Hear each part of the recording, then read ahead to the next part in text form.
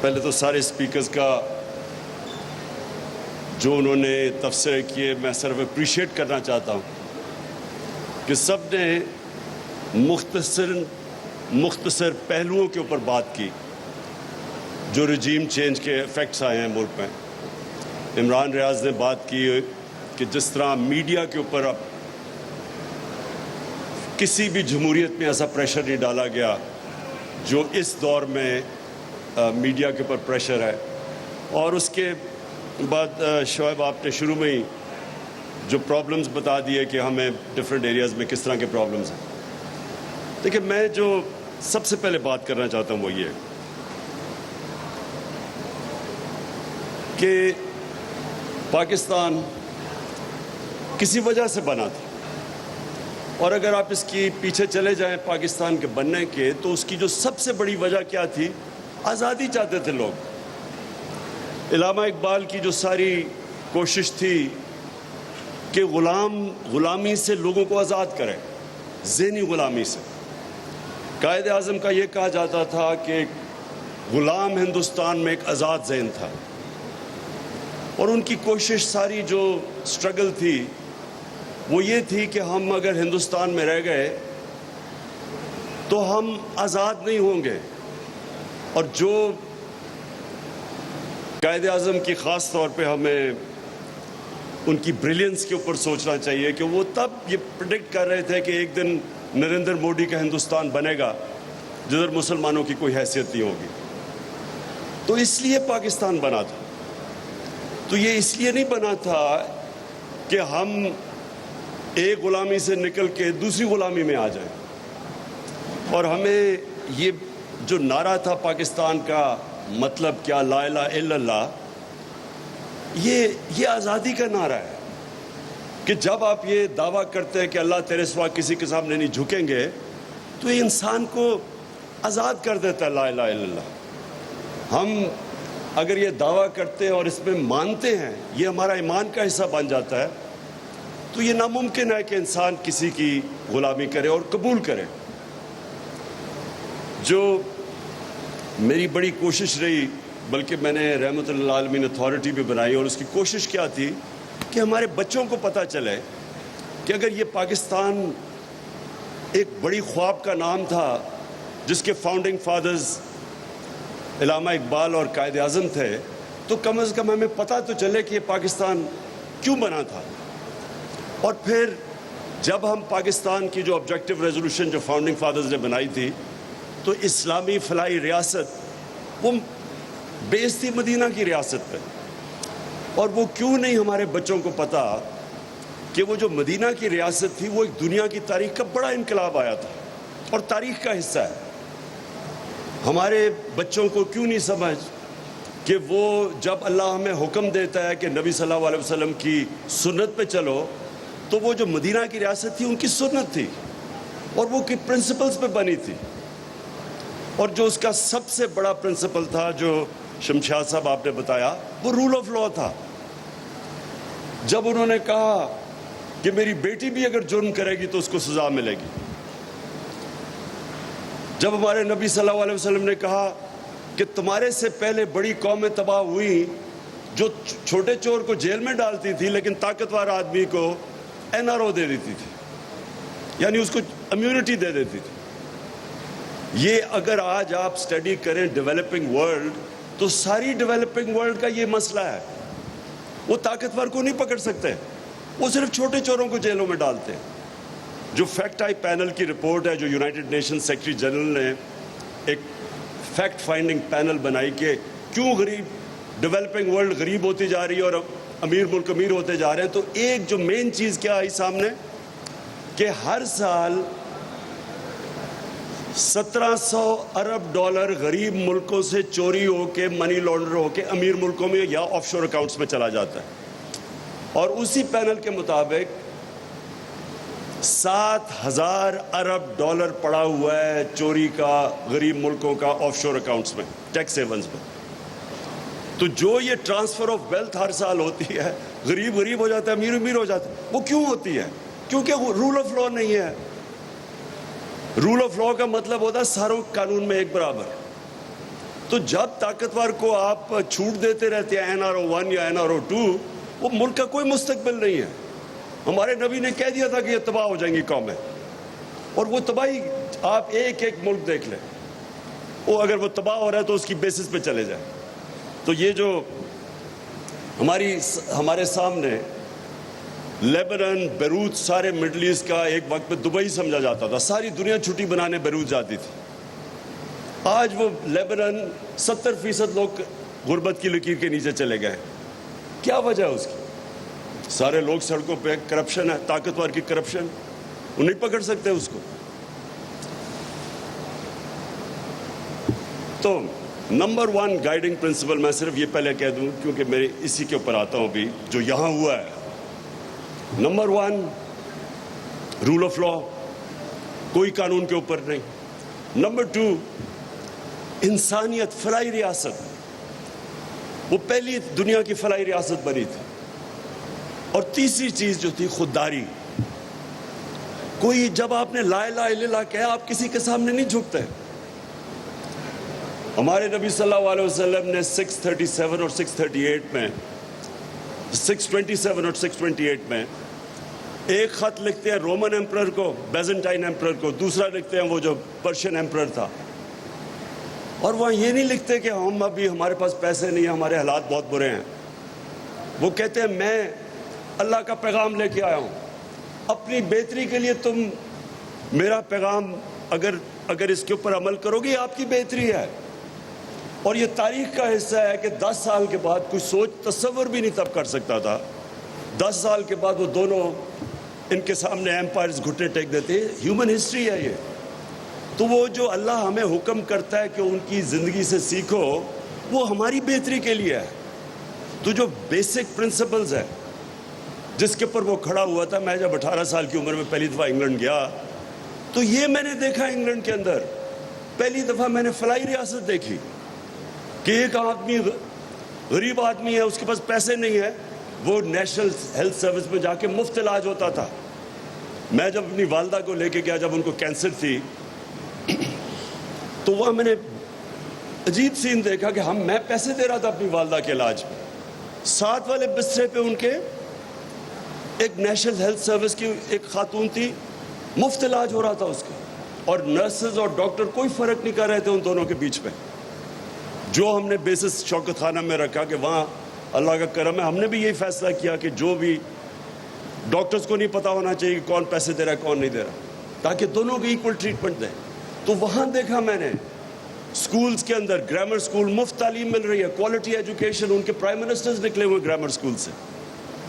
بے روزگار ہو تو ان امپلائمنٹ بینیفٹس ملتے تھے, عدالت میں جائے تو لیگل ایڈ ملتی تھی, غریب کو پروٹیکشن تھی, فلاحی ریاست تھی. اور رول آف لا آپ کے سامنے ابھی ہوا ہے کہ جب ہم 1100 ارب روپے کی چھوٹ دے رہے ہیں بڑے بڑے ڈاکوؤں کو, وہ برطانیہ کے اندر نو کانفیڈنس ہو رہا ہے بورس جانسن پہ. کس چیز پہ؟ کہ جی وہ اس نے کرونا کے دوران اس نے جا کے باہر ایک لوگوں نے گیدرنگ کر دی اور وہ اجازت نہیں تھی اس کی. یعنی پرائم منسٹر کو وہ نو کانفیڈنس لا رہے ہیں کہ وہ اس نے قانون توڑا, کوئی ڈاکہ نہیں مارا, صرف اس نے وہ قانون توڑ دیا کہ اس نے لوگوں کو کہا تھا کہ آئسولیٹ کر رہے ہیں, اور انہوں نے نہیں کیا, گیدرنگ کر دی. نو کانفیڈنس موشن اپنی پارٹی نے پاس کیا. سو جو رول آف لا اور جو انسانیت وہاں میں نے دیکھی, ہمارے ملک تو بنا ہی تھا ہمارے تو جو فاؤنڈنگ فادرز کی مشن سٹیٹمنٹ ہے, ہم تو اس کے آس پاس بھی نہیں کبھی آئے. ہمارے تو یہ 2 طبقے چل رہے تھے, رولنگ کلاس, ساری اپرچونٹیز ان کے ہاتھ میں, چھوٹے سے طبقے, باقی لوگوں بیچاروں کے پاس بنیادی ضروریات نہیں ہیں. تو اب آ جائیں اس کے اوپر, میں صرف اب رجیم چینج کی بات کرنا چاہتا ہوں. دیکھیں, پہلے تو مجھے جب میں نے وہ سائفر دیکھا, تو پہلے میں نے 3 دفعہ پڑھا کہ یہ واقعی میں یہ سچ دیکھ رہا ہوں. آپ نے شمشاد صاحب آپ نے کہا کہ پتہ نہیں اس میں نہیں, آپ نے نہیں کہا, جی آپ نے کہا جل صاحب. میں آپ کو بتاؤں کہ میں نے جب پہلی دفعہ پڑھا کہ اگر تم نے نام لے کے، ہم نے سنا ہے کہ عمران خان اکیلا کا فیصلہ تھا روس جانے کا، یہ ذرا سنیں، ہم نے سنا تھا کہ یہ عمران خان کا اکیلا فیصلہ تھا، اور وہ ایمبیسڈر کہہ رہے نہیں اس کا نہیں فیصلہ تھا، یہ انسٹیٹیوشنل فیصلہ تھا. وہ آگے سے یہ بتا رہا ہے، اور وہ پھر آگے سے کہتا ہے کہ اگر تم نے، اچھا ابھی نو کانفیڈنس موشن ٹیبل نہیں ہوئی اسمبلی میں، وہ ایک دن کے بعد ہوئی ہے. وہ کہہ رہا ہے کہ اگر تم نے عمران خان کو نہ اس میں نو کانفیڈنس کے ذریعے اس کو فارغ نہ کیا تو بڑے کانسیکوینسز ہوں گے پاکستان کے لیے. اور پھر کہتا ہے اور اگر کامیاب ہو گئی تو all will be forgiven، معاف کر دیا جائے گا پاکستان. میری پہلی انسٹنکٹ، پہلے تو میں نے 3-4 دفعہ پڑھا کہ یہ میں واقعی صحیح پڑھ رہا ہوں، پہلا جو میں سوچ رہا تھا کہ کوئی اس طرح کی 22 کروڑ لوگوں کے الیکٹڈ نمائندگی کوئی ایسی توہین کر سکتا ہے؟ کسی کی جرت ہے کہ اس طرح کا خط کسی کو لکھ دے؟ اور ہمیں بعد میں کسی نے کہا جی وہ یا تو ایسے تو آتے رہتے ہیں مراسلے. کبھی کسی سیلف ریسپیکٹنگ ملک میں اس طرح کا مراسلہ نہیں آ سکتا. یہ ناممکن ہے کہ کسی الیکٹڈ پرائم منسٹر کو کوئی آگے کہے جی اس کو ہٹا دو. تو یہ کتنی توہین ہے ایک ملک کی. یعنی کس طرح کا ایک عام آفیسر کہہ رہا ہے کہ جی اس کو پرائم منسٹر کو ہٹا دو. تو مجھے دوسری حیرت ہوئی کہ میں پرائم منسٹر ہوں، وہ ایمبیسڈر ہے، فورن آفس میرے نیچے ہے، وہ کس کو حکم دے رہا ہے کہ اس کو ہٹا دو پرائم منسٹر کو؟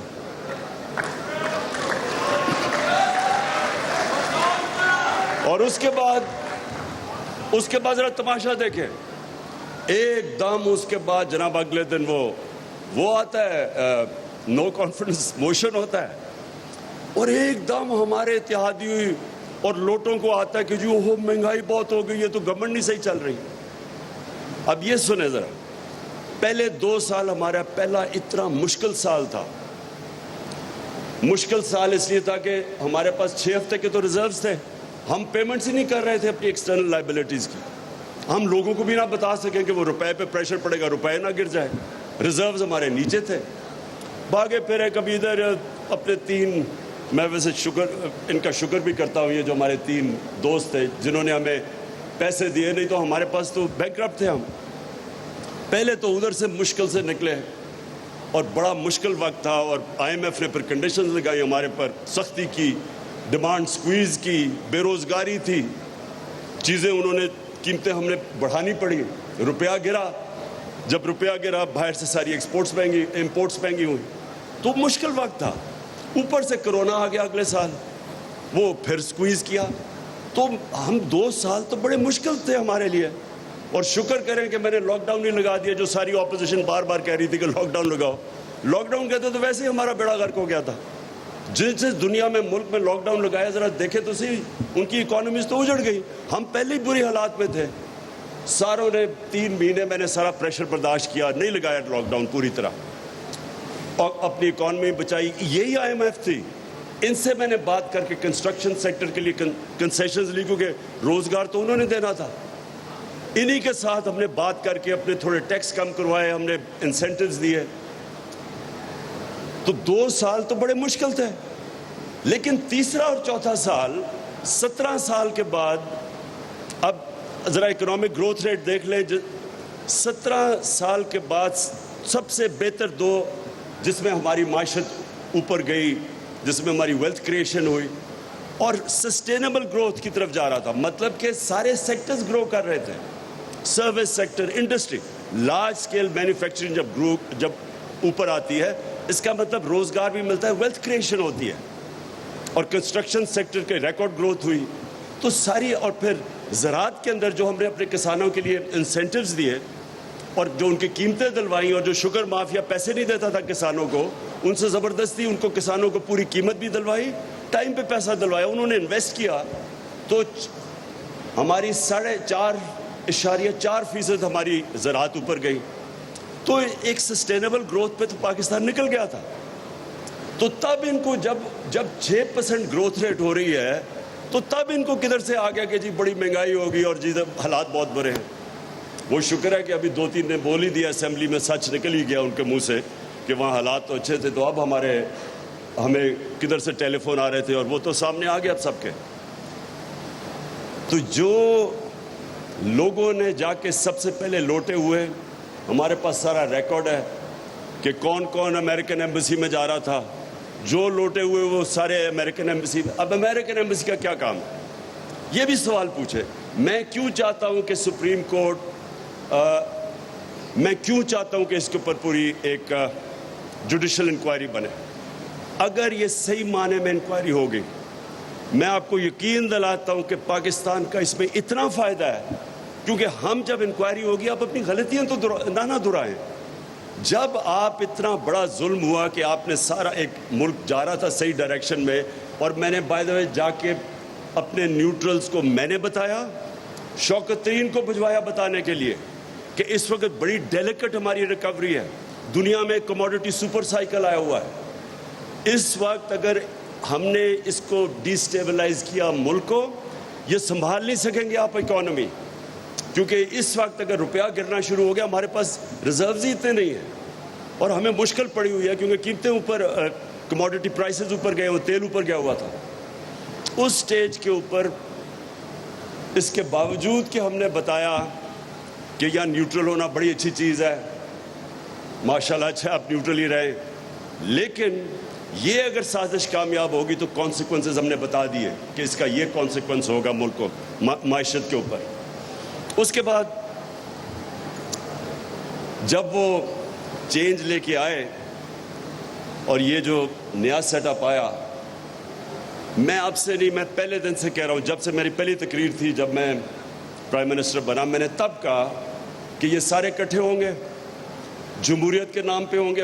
ابھی وہ ڈیموکریٹک موومنٹ کا نام نہیں آیا تھا, جمہوریت کے نام پہ سب اکٹھے ہوں گے, اور ایک ہی ان کا انٹرسٹ ہوگا کہ کسی طرح بلیک میل مجھے اتنا کرے کہ این آر او مل جائے.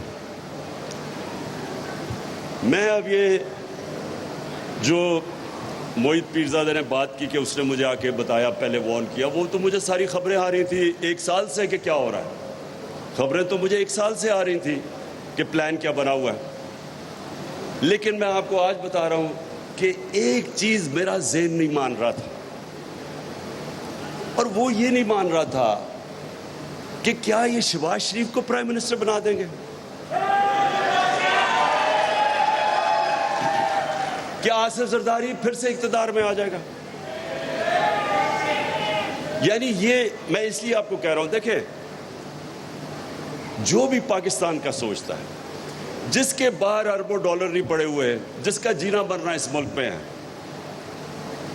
تو وہ یہ سارے یہ سوال پوچھیں گے کہ وہ جو 30 سال سے 2 خاندان اس ملک کے اوپر مسلط ہے, میں نہیں کہہ رہا کہ انہوں نے یہ کتنے کرپٹ ہیں. آپ ان کے باہر کتنے اخباروں کے اندر ان کے اوپر آرٹیکلز آئے ہوئے ہیں ان کی کرپشن کے اوپر, انٹرنیشنل میں بات کر رہا ہوں, BBC کی ڈاکیومنٹریز آئی ہوئی ہیں ان کی کرپشن پہ, ہم نے تو نہیں نکالی. کرپشن کے کیسز ان کے اوپر اتنے ہیں کہ آپ کو سمجھ نہیں آتی کس کیس کے اوپر بات کریں. جو NRO-1 لیا انہوں نے, جو جنرل مشرف نے اتنا بڑا ظلم کیا اس ملک کے اوپر, میں نے سب سے زیادہ شور مچایا اس کے اوپر کہ وہ سرے محل جو آصف زرداری بار بار کہتا تھا کہ یہ ہمارا نہیں ہے, اور یہ انہوں نے کنٹیسٹ بھی کیس نہیں کیا جب پاکستانی گورنمنٹ نے انگلینڈ میں کیس کیا, وہ بیک کیا, اس کے پیسے پاکستان کو آنے تھے. $60 ملین پڑے ہوئے تھے سوئٹزرلینڈ میں, وہ پورا کیس میچور ہو گیا تھا, وہ پیسے پاکستان کو آنے تھے. NRO دے کے وہ معاف کر دیا, وہ جو پاکستان کو وہ انہوں نے وہ بھی ہضم کر لیا. نواز شریف کا اتنا اوپن اینڈ شٹ کیس ہے حدیبہ پیپر مل کا, جس میں اسحاق ڈار کی کنفیشنل سٹیٹمنٹ ہے, بینک اکاؤنٹس ہیں کہ کو قاضی فیملی لنڈن میں بیٹھی ادھر پیسہ, یہ ساری چیزیں تو پروون تھی. وہ NRO-1 دیا گیا, وہ ساری معاف کی گئی. 10 سال کی کرپشن انہوں نے کی. ان کے دور کے سارے کیسز ہیں 95%, ہمارے تو دور کے کیسز ہی نہیں ہیں. ہمارا تو صرف ایک TT کا کیس ہے شہباز شریف کا, اور ایک جو مقصود چپڑاسی والا کیس ہے FIA کا, باقی تو سارے پرانے کیسز ہیں. تو وہ کیسز جو ہمیں 3.5 سال کہہ رہے تھے, اور یہ اسحاق ڈار ان کے دور میں بھاگا ہے, نواز شریف کے بیٹے ان کے دور میں بھاگے, یہ دماد شہباز شریف کا اس کے دور میں بھاگا ہے. تو ہمارے دور کے تو صرف ہمیں بلیک میل کیا جا رہا تھا این آر او دینے کا. تو میرا پوائنٹ یہ ہے کہ کیسے کوئی سوچ سکتا تھا ان کو ملک کے اوپر لانے کے لیے؟ کون ملک کے اوپر اتنا ظلم کر سکتا ہے کہ شہباز شریف جس کو سزا ہونے والی تھی، انڈر ٹرائل تھا، اس کا کیس میچور تھا، کیسے کوئی اس آدمی کو اس ملک پہ مسلط کر سکتا ہے؟ یا تو یہ سمجھے، یا تو ہم یہ سمجھے کہ وہ شاید وہ یہ سمجھ رہے تھے کہ اتنا بڑا جینیس ہے یہ، کہ یہ اتنا بڑا صبح 7 بجے اٹھ کے آفس پہنچ جاتا ہے، یہ اتنا زبردست کام کرے گا کہ ملک کو اٹھا لے گا.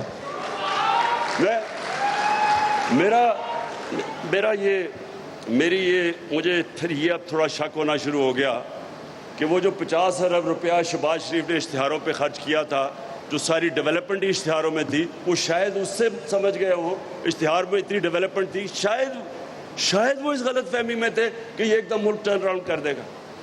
لیکن کوشچن اب یہ ہے، کون اس کی ذمہ داری اٹھائے گا کہ رجیم چینج کے بعد جدھر اب پاکستان اکنامک سروے کے اندر ساری فگرز دی ہوئی ہیں، آپ وہ پڑھ لیں تو اس میں ساری آپ کی فگرز ہیں جو اس گورنمنٹ کی اکنامک سروے ہے، اس میں ایک ایک فگر دی ہوئی ہے. پاکستان سارے ٹارگٹ سے ہم نے زیادہ اچیو کیا. پاکستان کی تاریخ میں سب سے زیادہ ٹیکس کلیکشن ہوئی ہے، ریمیٹنسز ہوئی ہیں، اوورسیز پاکستانیز نے سب سے زیادہ پیسہ بھیجا ہے. ہماری جو اصل میں ملک تب ترقی کرتا ہے جب اس کی ایکسپورٹس اوپر جاتی ہے. نون لیگ کے 5 سال میں تو ایکسپورٹس شاید ہی اوپر ہلی نہیں، وہاں سے وہیں کی وہیں پھنسی ہوئی تھی. ہماری ریکارڈ ایکسپورٹس تھی. اور جو پھر سے میں کہہ رہا ہوں زراعت جو ترقی کی، تو جب ایک ملک ادھر جا رہا تھا اور آج مہنگائی آسمانوں پہ اور اکانومی نیچے، کون ذمہ دار ہے اس کا؟ کون جو ایک منٹ تو میں اس لیے کہہ رہا ہوں کہ یہ جو اگر ہم نے پاکستان میں اس طرح کی چیزیں آگے سے روکنی ہیں، یہ بڑا ضروری ہے. پریزیڈنٹ آف پاکستان نے سپریم کورٹ کو لکھا ہوا ہے کہ انویسٹیگیٹ کرے، وہ سائفر بھی بھیجا ہوا ہے کہ اس کے اوپر انویسٹیگیٹ تو کرے، اوپن انکوائری کرے اس کے اوپر، تاکہ آگے سے یہ چیزیں نہ ہوں، تاکہ ملک کم از کم ہمیں پتہ تو چلے کہ کون ذمہ دار ہے. آپ نے بات ٹھیک کی، شمشاد صاحب 25 سال کے بعد وہ حمود الرحمان رپورٹ آئی، لیکن کوئی یہ بات نہیں کرتا کہ کبھی کسی نے یہ پوچھا ہے کہ جب یہ ہم جنرل مشرف لے کے گیا تھا ہمیں امریکہ کی وار آن ٹیرر میں، اور وہ خود اپنی کتاب میں لکھتا ہے کہ وہ رچرڈ آرمیٹیج کا تھریٹ آئی، دھمکی کہ ہم we'll bomb you to stone age, ہم نے اس میں شرکت کی. اور مجھے یاد ہے ہم پوچھتے تھے مشرف سے شروع میں کہ ہم کیوں اس جنگ میں شامل ہو رہے ہیں، تو ہر قسم کا ہم شامل نہیں ہو رہے ہیں، ہم صرف لاجسٹیکل سپورٹ دے رہے ہیں اور اس طرح کی باتیں کرتے تھے. کیوں نہیں اس کا جواب طلب کیا گیا کہ 80,000 پاکستانی اس میں مرا؟ خود گورنمنٹ کہتی ہے کہ 150 ارب ڈالر سے زیادہ ہمیں نقصان ہوا، 35 لاکھ لوگ نقل مکانی ہوئی. آج بھی ہمارے فوجی شہادتیں دے رہے ہیں، وہی اسی کا فال آؤٹ، جو آج بھی وہ دہشت گردی ختم نہیں ہوئی، آج بھی ہمیں قربانیاں دے رہے ہیں. ہمیں کیوں ہم گئے تھے ان کی جنگ میں؟ کم از کم یہ تو ہو کہ کیا ہمارے پاس کوئی چوائس تھی؟ کیا ہم اور طرح جا سکتے تھے؟ لیکن وہ میں پھر سے اب آتا ہوں کہ جب ہم ملک میں یہ فیصلہ کر بیٹھے کہ ہمیں جو بھی وہاں سے حکم آئے گا ہمیں ماننا پڑے گا، جو مجھے پتہ ہے کہ یہ ہماری رولنگ ایلیٹ کا یہ ذہنوں میں پڑا ہوا ہے، وہ سمجھتے نہیں ہے ویسٹرن مائنڈ کو. میں یہ سمجھتا ہوں کہ میرا ان سب سے بہت بہتر انڈرسٹینڈنگ ہے مغربی سوچ کی. ٹائم بھی میں نے گزارا اور سب کچھ، اور اندر سے ان کے لوگوں کو جانتا ہوں. میں یہ سمجھتا ہوں کہ یہاں ایک غلط فہمی ہے کہ جب ہم ان کے سامنے ان کی ہر بات مانتے رہیں گے وہ ہمارے ساتھ اور دوستی کر لیں گے. انٹرنیشنل ریلیشن میں کوئی دوستی نہیں ہوتی، انٹرسٹ ہوتے ہیں. آپ ان کے انٹرسٹ سرو کرتے ہیں، وہ دیکھتے یہ ہیں. اور یہ ایک ٹامی فرینک کی ایک کتاب ہے، اس میں وہ ایک پیراگراف ہے، اس میں لکھتا ہے کہ we knew Musharraf was vulnerable so we kept pushing him to do more. ایک لکھتا ہے ایک مائیکل شور جو اس سارے ایریا کا CIA چیف تھا، وہ بھی پڑھنے والا، اس کا ایک آرٹیکل ہے ہفنگٹن پوسٹ میں 2008 کے قریب. وہ کہتا ہے کہ مشرف سے اتنے ہمارے امریکنوں کے اتنے ڈرٹی کام نہ کرواؤ، یعنی وہ کام نہ کرو اگینسٹ پاکستان نیشنل انٹرسٹ، ملک کے مفادات کے اگینسٹ اس طرح کے کام نہ کرواؤ، کہیں ہمارا اتنا بڑا ایلائی ہے یہ پاکستانی لوگ اس کو ہٹائی نہ دیں۔ یعنی وہ کہہ رہا ہے کہ قبائلی علاقے میں اس نے سول وار کروا دی، وہ لکھتا ہے اس میں، اور اس نے اپنے لوگوں کو اپنے خلاف کر دیا ہماری خدمت کرتے ہوئے۔ تو ہم یہاں بار بار ثابت کر رہے تھے کہ جی یہ ہماری جنگ ہے اور یہ اور وہ، تو کبھی اس کے اوپر ہوا ہے ایک ملک کتنی بھاری اس کی قربانی دے، اس کے بعد ایک لفظ اپریسیشن کا نہ ہے امریکنوں سے جن کے لیے قربانی دی ہے، بلکہ اس کے علاوہ آپ دیکھیں ہر وقت کے two face double game Pakistan, یعنی برائی سنی ہماری۔ تو کیوں ہم نے کبھی اسیس کیا ہے کہ اتنا بڑا ملک کو نقصان پہنچا؟ اور اس کی بھی یہ وجہ تھی کہ جو لوگ اس میں ملوث تھے، جو لے کے گئے تھے، وہ چاہتے ہی نہیں انکوائری، اور آج بھی جو طاقتور ہے، وہ جو بینیفیشریز ہیں ٹیم چینج کے، وہ کوئی نہیں چاہتا کہ انکوائری ہو اس کے اوپر، لیکن انکوائری اس ملک کے مستقبل کے لیے ضروری ہے۔ اگر ہم یہ چپ کر کے ایکسیپٹ کر لیں گے کہ باہر سے، اب دیکھیں ان کا کیا انٹرسٹ ہے، ان کا تو سمپل انٹرسٹ ہے، ان کا انٹرسٹ یہ ہے کہ پاکستان میں پھر جی حضور کرنے والے لوگ آ جائیں، اور ان کو سوٹ کرتا ہے۔ آپ سارے امریکن ریجیم چینج دیکھ لیں، کرپٹ لوگ ان کو سوٹ کرتے ہیں کیونکہ وہ پلائبل ہوتے ہیں۔ اپنے ملک میں کوئی ضمانت پہ ہو، آپ اس کو چپڑاسی بھی نہیں رکھوا سکتے ان کے ملک میں، کوئی نوکری ڈھونڈ کے دکھاتے ضمانت پہ آدمی، وہ اتنی اسٹرکٹ ان کی مورل سٹینڈرڈز ہیں۔ ہمارے ملک میں وہ اس لیے یہ پریفر کرتے ہیں کیونکہ ان کو پتہ ہے، ان کو سارا پتہ ہے کہ ان کے پیسے کدھر پڑے، اور ان کو پتہ ہے کہ یہ کنٹرولبل ہے۔ سو وہ تو چاہتے ہیں ایسے لوگ ہیں کہ بجائے فتح کرنے کے ہر چیز پاکستان ان کی مان لے۔ ہمارے انٹرسٹ میں کیا ہے؟ کیا ہمارے انٹرسٹ میں ہے کہ اس طرح کے چور اوپر بیٹھ جائیں؟ اگر آپ نے کسی ملک کو تباہ کرنا ہے، آپ کو یقین کوئی کسی دشمن کی ضرورت نہیں ہے، اس طرح کے چوروں کو اوپر بٹھا دیں، اور آپ کے سامنے ہے کون سی قیامت آ گئی ہے 2.25 مہینے میں کہ سارا پاکستان کی اکانومی نیچے چلی گئی ہے؟ کون سا اتنا بڑا؟ ہم 2.5 سال IMF کے پروگرام میں تھے، تو ہمیں کیوں نہیں پریشر انہوں نے ڈالا یہ کرنے کے لیے جو آج یہ کہہ رہے ہیں کہ جی IMF نے یہ کروا دیا تو ہمیں کرنا پڑا ہے، اور پھر ہمیں بلیم کر رہے ہیں، کہہ رہے ہیں ہماری وجہ سے۔ تو اگر ہمیں اب ذمہ دار ٹھہرا رہے ہیں تو اتنی محنت کر کے حکومت ہٹائی کیوں آپ نے؟ ہمیں رہنے دیتے، ہم ذمہ داری لے لیتے۔ تو پہلے آپ نے ایک غلط کام کر کے حکومت، اور پھر ذمہ دار ہمیں ٹھہرا رہے ہیں، اور فگرز ڈینائی نہیں ہو سکتی۔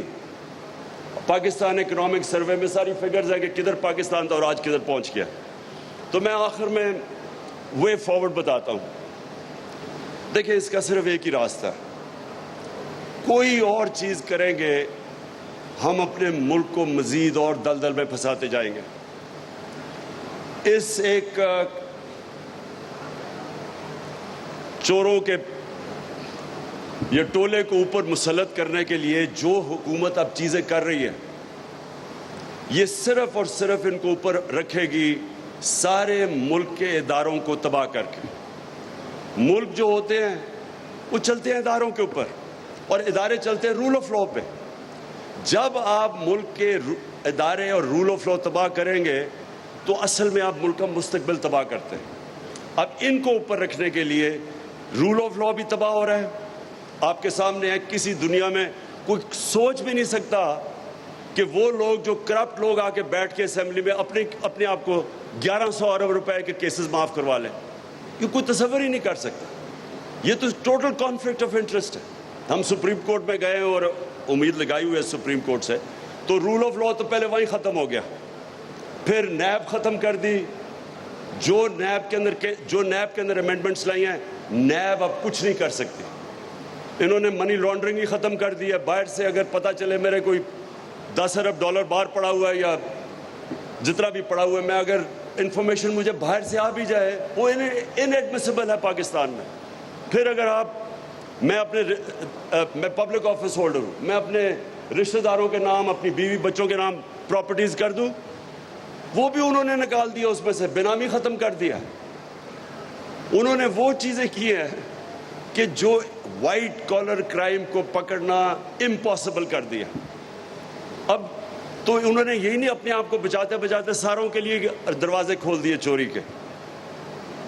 اس کے بعد الیکشن کمیشن جو حرکت الیکشن کمیشن کری, ابھی جو کراچی سے سندھ میں الیکشن ہوا ہے, ہمیں تو چھوڑے پی ٹی آئی کیا کہہ رہی ہے, پوچھ لیں ان کے اپنے اتحادی جے یو آئی سے اور ایم کیو ایم سے, وہ کیا کہہ رہے ہیں الیکشنز کے متعلق. 15% الیکشن انٹیریئر سندھ میں انہوں نے ان اپوزڈ جتا دیے, اور پوچھے تو صحیح ان اپوزڈ کیسے ہے.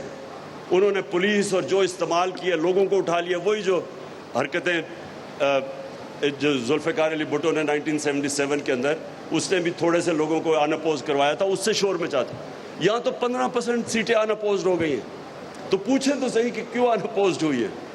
تو وہ جو جس طرح کا وہ الیکشن ہوا, ابھی جو 20 حلقوں میں پنجاب میں الیکشن ہو رہا ہے, جو اس وقت مداخلت ہو رہی ہے, جس لیول کی مداخلت ہو رہی ہے اس الیکشن کے اندر, ٹیلی فون کال کر کر کے میں انٹرویو کر رہا لوگوں کو ٹکٹ دینے کے لیے, 2 کینڈیڈیٹس نے مجھے بتایا کہ ہمیں ان نون نمبر سے ٹیلی فون آیا کہ آپ نے ان کے ٹکٹ ہی لینے. تو جس لیول کی مداخلت ہے, اب اگر اسی طرح کے انہوں نے الیکشن کروانے ہیں, الیکشن کمیشن ڈسکریڈیٹڈ, وہ ہو ہی رہی ہے. الیکشن کمیشن ڈسکریڈیٹڈ, پارلیمنٹ کا یہ حال ہے کہ اگر راجہ ریاض پارلیمنٹ کا اپوزیشن لیڈر سمجھ لیں پارلیمنٹ کی کیا اہمیت ہے. پنجاب اسمبلی میں جو پنجاب اسمبلی میں ہو رہا ہے, یعنی 2.5 مہینے سے جس طرح پنجاب چل رہا ہے, تو یہ مداخلت کے بعد, یہ جو سازش کے بعد پنجاب کے جو حالات دیکھ لیں. کوئی پوچھے تو صحیح کہ وہاں ہو کیا رہا ہے. جس طرح اور یہ جو آج فیصلہ بھی آیا ہے, ویسے میں یہ واضح کر دوں, ہم کل سپریم کورٹ میں جا رہے ہیں اس فیصلے کے اوپر کہ حمزہ اب کیسے چیف منسٹر بن سکتا ہے. جب انہوں نے کہہ دیا اس کی الیکشن ہی غلط ہوئی ہے, تو وہ چیف منسٹر کس پہ ہے.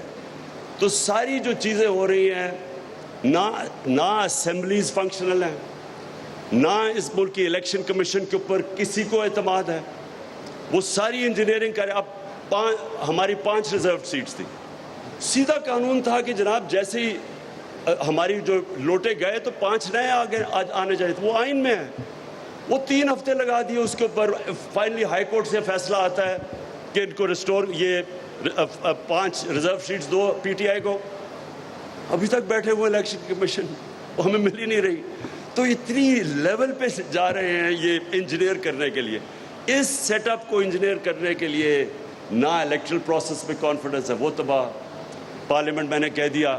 پھر جو میڈیا کے اوپر جس طرح کی واردات ہو رہی ہے, یہ بھی انپریسیڈنٹڈ ہے. میڈیا کو دبانے کے لیے, آوازوں کو دبانے کے لیے, یہ کوئی کامیاب نہیں ہوگا.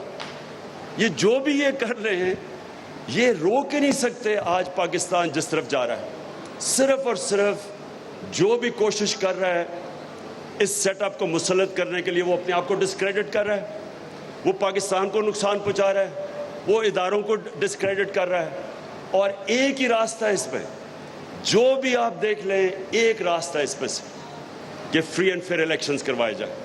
اور فری اینڈ فیئر الیکشنز کا مطلب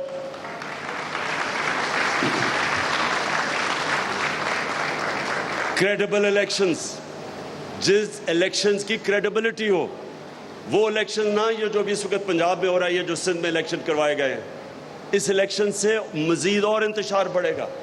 جدھر ملک کی معیشت پہنچ گئی ہے اور جس طرف جا رہی ہے, مجھے خوف یہ ہے کہ وہ اس پوائنٹ پہ چلی جائے گی جب جو بھی بیل آؤٹ کرے گا, وہ پھر جب جو کنڈیشن جو اس کے لیے شرائط مانگے گا, وہ پاکستان کی جو سوورنٹی ہے وہ کمپرومائز آئے گی.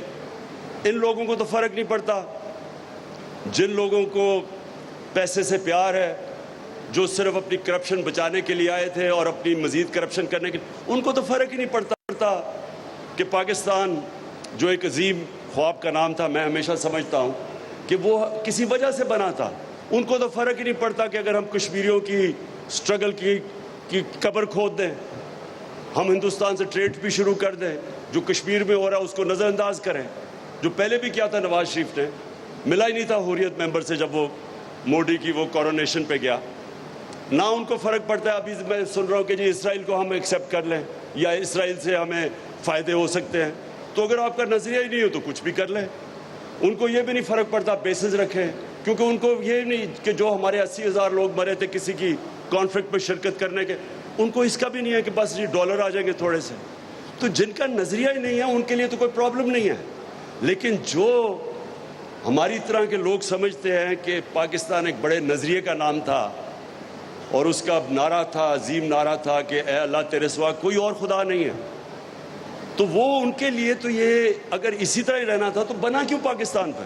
اگر آپ نے یہی کمپرومائزز کرنی ہے تو وہ کہتے ہیں نا those who don't stand for any thing fall for every thing, کہ آپ کا جب کوئی نظریہ نہیں ہے تو کسی چیز بھی مان لو. اس لیے یہ بڑا اصل میں یہ دو نظریوں کا فرق ہے. ایک یہ وہ مٹیریلز جو ذات کے لیے آئے ہیں، جو 30 سال سے بیٹھے ہوئے دو خاندان، جنہوں کو کوئی فرق نہیں پڑا کہ ایمل کانسی کو پکڑا دو، ان کو کوئی فرق نہیں پڑا جب وہ رمزی یوسف کو پکڑا دو ان کو پاکستان کے قانون بائی پاس کر کے، کوئی فرق نہیں پڑا جب وہ ریمنڈ ڈیوس نے دو لوگوں کو گولیاں مار دی مزنگ شہر کے بیچ میں، اس کو واپس دے دو. ان کو تو کوئی فرق ہی نہیں پڑتا. یہاں جب 400 ڈرون اٹیک ہوئے ان دونوں کے دور میں، کوئی شرم نہیں ان کو آئی کہ کبھی کوئی دنیا اجازت دیتی ہے جج، جوری اور ایکسیکیوشنر کسی کو بننے کے لیے کہ آپ ہی فیصلہ کریں. 8000 دور آدمی بیٹھ کے کمپیوٹر گیم سے لوگ مار رہے ہیں یہاں پاکستان میں، اور یہ دونوں لیڈر چپ کر کے بیٹھے ہوئے تھے. ان کو کیا فرق پڑتا ہے اس سے؟ فرق تو ان لوگوں کو پڑتا ہے جو سمجھتے ہیں. اور یہ اکثریت ہے اس ملک کی اکثریت بلیو کرتی ہے نظریہ پاکستان میں. آج جو یہ لوگ نکلے ہیں، میں آپ کو خود بتاؤں کہ میں خود حیران تھا جس طرح پبلک نکلی ہے، لیکن میں نے اس نتیجے پہ آ گیا ہوں کہ جو اکثریت ہے اس ملک کی، وہ ابھی بھی اس خواب کے پیچھے ہے. یہ اوپر ہے جو تھوڑی سی ایک ایلیٹ، جو کرپٹ ایلیٹ ہو چکی ہے، جس کا صرف ذاتی مفادات کے لیے وہ سمجھتا ہے پاکستان بنا تھا. یہ صرف ان کا ایشو ہے. باقی عوام ابھی بھی بلیو کرتی ہے اس نظریے پہ. اور لاسٹ چیز میں ایک آپ کے لیے ایاز آخر میں یہ ایک آپ نے بات کی ایکسٹینشن کی، میں اسی کے اوپر اپنی تقریر ختم کرتا ہوں. دیکھیں، میں نے بڑا زندگی میں ایک عام سا آدمی ہوں، بڑی غلطیاں کی ہیں زندگی میں، لیکن میں نے جو کرکٹ کے اندر میں باقیوں سے آگے اس لیے نکلا کہ میں ہمیشہ اپنی غلطیوں کی انالیسس خود کرتا تھا، اپنا سب سے بڑا کرٹک تھا، اور ہمیشہ کوشش کرتا تھا کہ جو میں غلطی کرتا ہوں اس کو کریکٹ کیا جائے. اور میں یہ دنیا میں کسی بھی انسان کی، معاشرے کی، ادارے کی پروگریس میں صرف ایک ہی طرح پروگریس کرتا ہے کہ اپنی انالیسس کرے، اپنی غلطیاں دور کرے اور پھر وہ آگے بڑھتا ہے. میں نے یہ 3.5 سال جو حکومت میں بیٹھا، اللہ نے موقع دیا، یہ تھے میرے سب سے مشکل 3.5 سال زندگی کے، لیکن انہوں میں نے بڑی چیزیں سیکھی. اور میں یہ سمجھتا ہوں کہ جب اتنے بڑے چیلنجز تھے، کیونکہ چیلنج بہت بڑا تھا، کیوں ایک کرائسس تو تھا نہیں. ہر روز صبح اٹھتے تھے، اچھا جی وہ ادھر پی آئی اے بینکرپٹ ہے، ریلوے کا یہ، ہر دوسرے دن کوئی نیا کرائسس ہوتا تھا کہ پیسے نہیں ہیں جی اب. سو اس کرائسس کے اندر بڑی چیزیں میں نے سیکھی. میں سمجھتا ہوں کہ میری جو ایجوکیشن ان 3.5 سال میں وہ زندگی میں نہیں ہوئی. ایک صرف میں آپ کو چیز بتاؤں کہ میں نے یہ ساری چیزیں نوٹ کی، یہ جو آپ اپنے ابھی بات کی، مداخلت کی، بالکل یہ آپ ٹھیک کہتے ہیں، ایکسٹینشن کی، کہ ہمیشہ ملک ترقی کرتا ہے رول آف لاء پہ. آج شوکت خانم ایک انٹرنیشنل لیول کے 2 ہاسپٹلز ہیں، وہ صرف رول آف لاء پہ ترقی کرتے ہیں، میریٹوکریسی پہ کرتے ہیں. آج چائنا کی جو سب سے بڑی وجہ تیزی سے اوپر آنے کی، ان کی بڑا زبردست الیکٹرل پالیٹکس، الیکٹرل ڈیموکریسی نہیں ہے، لیکن میریٹوکریسی کا زبردست سسٹم ہے. میریٹوکریسی اور رول آف لاء ساتھ ساتھ جاتے ہیں. لیکن ہمارا مسئلہ یہ تھا کہ اتنے زیادہ پرابلمز تھے کہ میں صبح اٹھ کے ہمیشہ سوچتا تھا کہ آج میں نے کتنے پرابلمز کو ڈیل کرنا ہے، کہ میں نے پھر پرائیورٹائز کرتا تھا کہ آج میں صرف یہ پرابلمز کو ڈیل کروں گا، کیونکہ آپ ساروں کو تو کر ہی نہیں سکتے تھے. ملک کے اندر ایک انسٹیٹیوشنل بریک ڈاؤن ہے، اور وہ آیا 30 سالوں سے دیر سے آ رہا تھا. جب آپ مارشل لاء لگاتے ہیں تو سب سے پہلے ادارے ختم ہو جاتے ہیں، رول آف لاء ختم ہوتا ہے. اور جو ہمارے ڈیموکریٹس تھے، انہوں نے کبھی بھی ان کا رول آف لاء ایشو نہیں تھا. Relaxation of all the rules تو نواز شریف نے شروع کیا تھا. Relaxation of all the rules means rule of law کو توڑنا.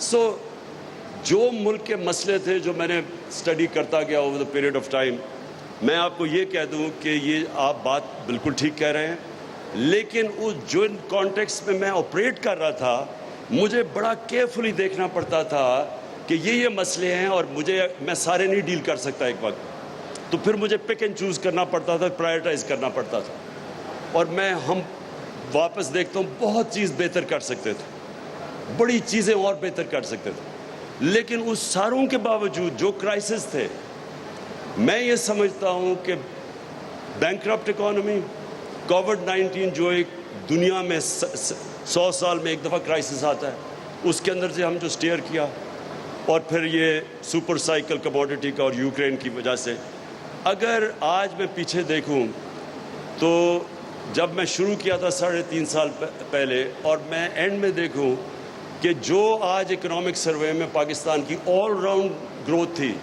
IMF نے بھی کہا سسٹینیبل گروتھ تھی، اگر یہ ہو سکتی تو میں سمجھتا ہوں کہ یہ اس کانٹیکس میں ہمارا بڑا کامیاب، بیئرنگ ان مائنڈ جتنے کرائسس تھے، 17 سال میں سب سے زیادہ بہتر اکنامک گروتھ پچھلے 2 سال میں ہوئی تھی۔